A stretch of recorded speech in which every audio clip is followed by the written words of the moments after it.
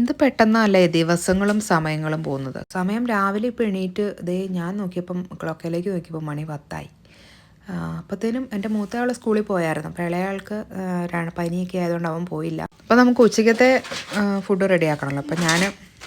അപ്പോൾ ഞാൻ അതിൻ്റെ കാര്യങ്ങളിലേക്ക് കിടക്കുവാണ്. അപ്പോൾ അതിൻ്റെ ഇടയിൽ നമ്മുടെ കുഞ്ഞുവാവ ഉറങ്ങുന്ന ലക്ഷണമൊന്നുമില്ല. പിന്നെ അവനെ കൊണ്ട് കുറേ നേരം അങ്ങോട്ടും ഇങ്ങോട്ടും നടന്ന് പിന്നെ കുറച്ച് നേരം കിടത്ത് കഴിയുമ്പോൾ അവൻ കരയത്തില്ല കേട്ടോ.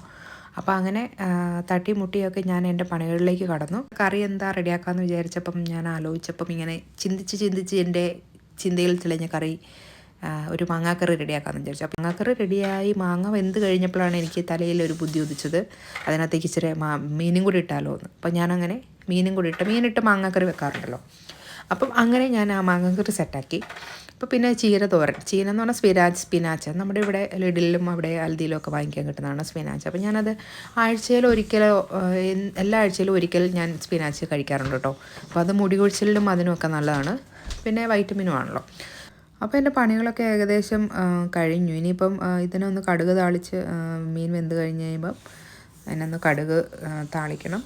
പിന്നെ നമ്മുടെ ചീരയൊന്ന് സെറ്റാക്കി, പിന്നെ കഞ്ഞി വാർത്ത് പിന്നെ അടുക്കളയൊക്കെ ഒന്ന് ക്ലീൻ ചെയ്ത് കഴിയുമ്പോൾ ഇതിനും നമുക്ക് കഴിക്കാനുള്ള സമയമായി. അപ്പം ഞാൻ വൈകുന്നേരം ആണെങ്കിലും ഇനിയിപ്പോൾ മാങ്ങാക്കറി ഉള്ളതുകൊണ്ട് പുട്ടോ അങ്ങനെ എന്തെങ്കിലും ചപ്പാത്തിയോ വല്ലതും ഉണ്ടാക്കിയാൽ ഇത് കൂട്ടിയിട്ട് നമുക്ക് മാങ്ങാക്കറി കൂട്ടി നമുക്ക് വൈകുന്നേരത്തെ ഡിന്നറിലും കഴിക്കാൻ പറ്റും. പിന്നെ വേറെ പ്രത്യേകിച്ച് പണികളൊന്നുമില്ല.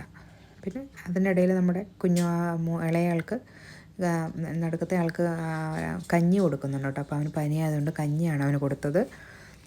അപ്പോൾ നമ്മൾ രാവിലെ ഇഡലി കഴിച്ചുകൊണ്ട് തന്നെ നല്ല വിശപ്പുണ്ടായിരുന്നു കേട്ടോ. അപ്പോൾ എനിക്കൊരു 1 മണിയൊക്കെ ആയപ്പോഴത്തേനും വിശക്കാൻ തുടങ്ങിയായിരുന്നു. പിന്നെ കുറച്ചൊരു 1:30-2 മണിയൊക്കെ ആകാനായപ്പോഴത്തേനും ഇച്ചാൻ എണീറ്റായിരുന്നു. പിന്നെ ഞങ്ങൾ നല്ല കുശാലായിട്ട് മാങ്ങാക്കറി, ചീരത്തോരൻ, പിന്നെ നമ്മുടെ ബീഫ് 2 മിനിഞ്ഞാന്ന് ഉലത്തിയതാണ് 2 ദിവസം മുമ്പ്. അപ്പോൾ അത് നമ്മൾ നല്ല ഡ്രൈ ആയിട്ട് ഉലത്തിയോണ്ട് അത് ഇങ്ങനെ ഇരിക്കും കേട്ടോ.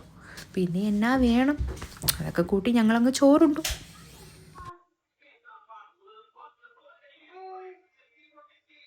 നല്ലതാണോ മാങ്ങാക്കറി? ഞാനേ എല്ലാം വെച്ച് കഴിഞ്ഞ് മാങ്ങയൊക്കെ ഇട്ട് കഴിഞ്ഞ് ഡിസൈഡ് ചെയ്ത മീനും കൂടി ഇടാണ്.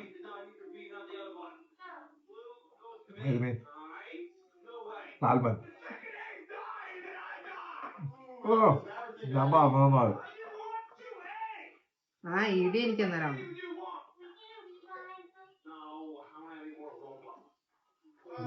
പണ്ട്